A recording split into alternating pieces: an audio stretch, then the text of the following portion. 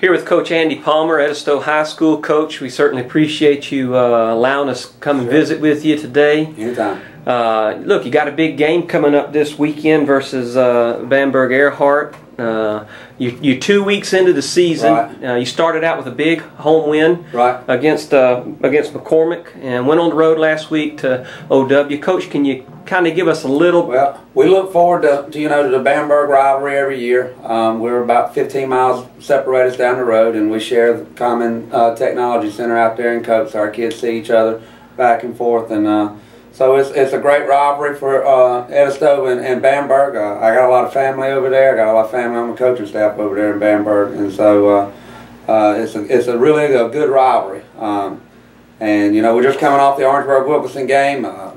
And we're 0-0 right there at halftime, and have an opportunity to put a couple plays together in the first half that could have been difference makers, and just didn't get that done. And then we had to start battling some injuries. Right now we've got four defensive starters out from where we were when we started the region jamboree in the preseason.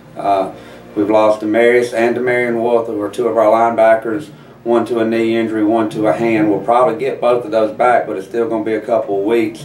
We lost Tyreek Dantzler, who is a cornerback, to a knee injury last week during the game.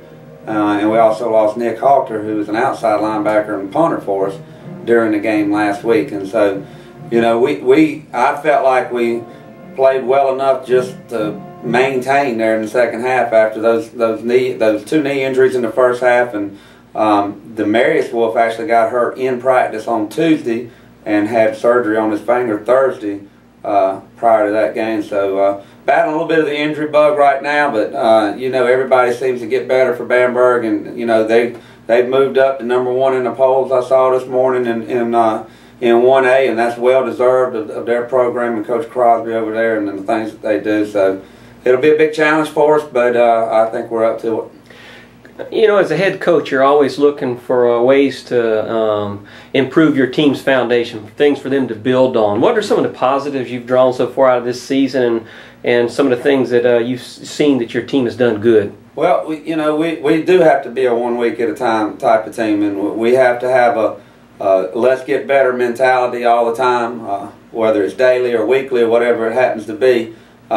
But there's a lot of athletes on this team that we can draw from. A lot of seniors that there's an 8-quarter rule that allows freshmen and sophomores to play on the varsity level. So a lot of our seniors have been 8-quarter players since they were freshmen. Played some JV games, dressed out on Friday, so they've dressed out in a lot of games, and so those are some things that we just kind of look forward to and draw on. Is that we just want to try to get better every game and every week and move forward. And winning week 1 was a goal, just because it was week 0 actually. Our first game against McCormick was a goal because it kickstarts our season and gives a chance to move forward. Last week we would have liked to have gotten to 2 wins and equal last year, and so that's another thing we're looking to, and and then just keep building from there. Right, great. Coach, for those that aren't familiar with Edisto High School football, how would you characterize yourself offensively? What's your style of play? Well, we've been wing T oriented in the past. This year we have Tyrell Maxwell, who is a sophomore that is coming in at the quarterback position, and we've thrown the football more than we've ever thrown it. We're a spread version of the wing T. Split backs, shotgun. We will get under center and run the wing some. So, if you can take a look at like an Appalachian State, somebody like that uses a skill position, uses a great athlete, an Armani Edwards type of guy at quarterback. We think we've got that in Tyrell. We've also got a backup in Devin Fogle, who's just as good.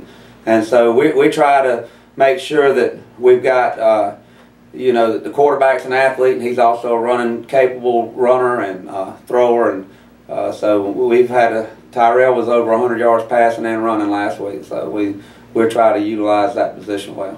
Coach, do you consider Tyrell kind of your extension on the field and in the huddle? I mean, is he who your team looks to as an offensive leader? Well, he doesn't have to be the offensive leader right now. Tyrell's a sophomore. Okay. All right, and he's a great athlete, great young kid. His brother played quarterback for us. Cameron Cannell went on the North-South game and is playing at North Greenville right now. So he's got some base there. His brother keeps him kind of you know, it's not, you don't have to do it all right now. We've told him, you got the keys to the Cadillac, but you can let some other people drive, you know. And so we use some of those skill positions, people around him that he's got around him. Last year's quarterback, Stephen Butler's playing running back and slot receiver, and so he can kind of, you know, give him an insight as to what it takes. Once the ball's snapped in his hands, he's good enough that, you know, the kids follow him. Mm-hmm. Coach, we've talked a little bit about your offensive philosophy. You mind if we take a look at your defensive philosophy and kind of what you're, you know, what you're set up to do there, and who you've built your defense around?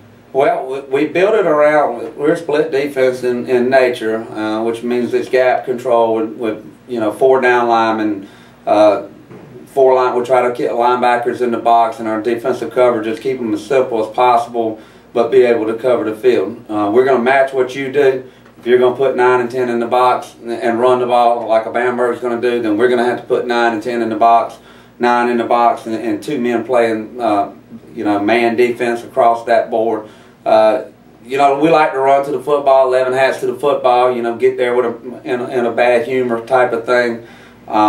C.J. Maxwell and Joe Hilliard anchor our offensive and defensive lines. Last week, I just looked at the first half. They both one of them had 49 plays in the first half. One of them had 48 plays in the first half.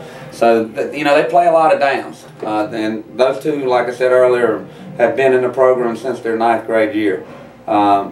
We return our returning tackle leader from last year, and Dalton Murphy at linebacker, and so. But we do have those 4 injuries right now. So we've got some young kids that are going to have to step up, and some seniors that are going to step up. Daniel Tobin and Stephen Parker will play outside this week, and the secondary kind of rallies around itself, and all those skill position people that, you know, play receiver, play defensive back. You know, you take your basketball players, put them on grass, and tell them to get out there in space and go play. I was going to ask you something along those lines, Coach. I know you're only 2 weeks into the season, but a big part of successful teams is to develop the quality depth. Right.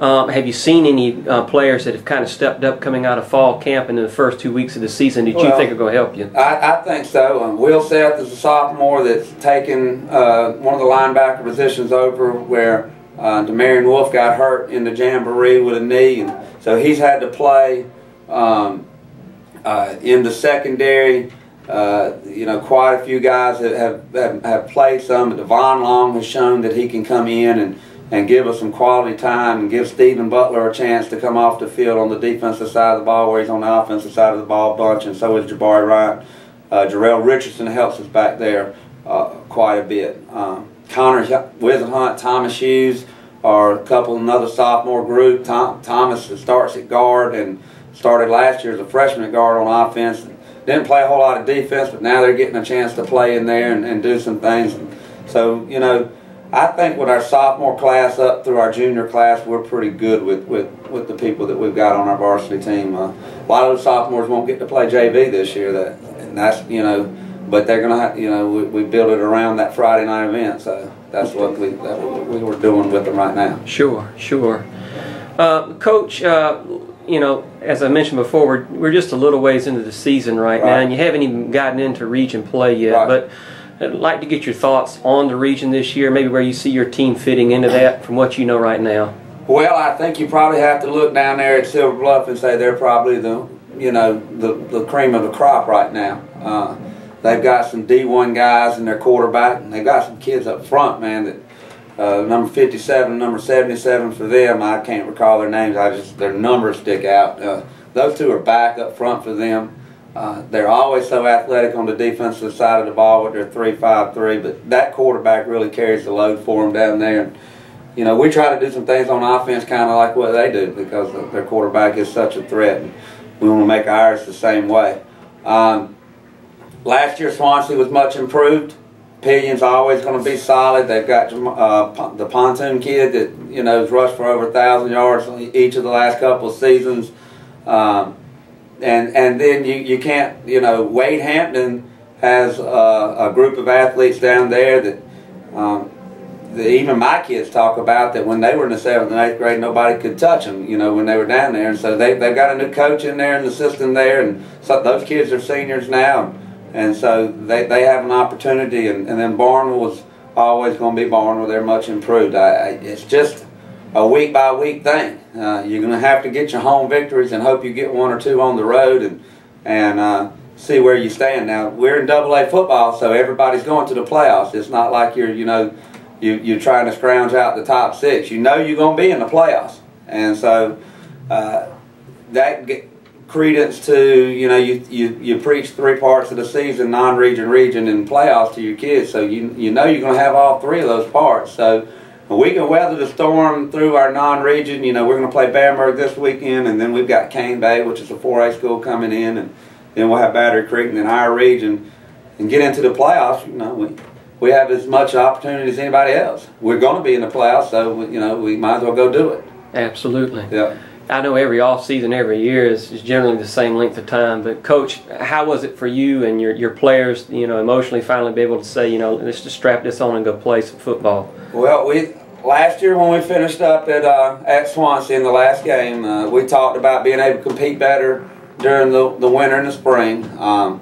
Our wrestling team won the region championship, and we got quite a few guys. I help with the wrestling team with their strength and conditioning. We have quite a few guys. Our offensive line coach is the head coach of the wrestling team, Jerry Norbo. We have quite a few guys that wrestled that did well. Our 4x100 team won their event in the Region 5 event, so they competed well. And, I thought we did things well. We got back into the strength competitions and things like that, and then the summer was good with 7-on-7. But it's always, waiting to get August to get here, and then you can battle through those first couple of weeks, get that jamboree behind you, and then get into some game weeks where it normalizes for the kids, and we can go Monday, Tuesday, and Wednesday, walk through something on Thursday, and go play on Friday. Coach, we appreciate you letting us come by and speak with you today. Anytime. Best of luck to you on the season. Thank you.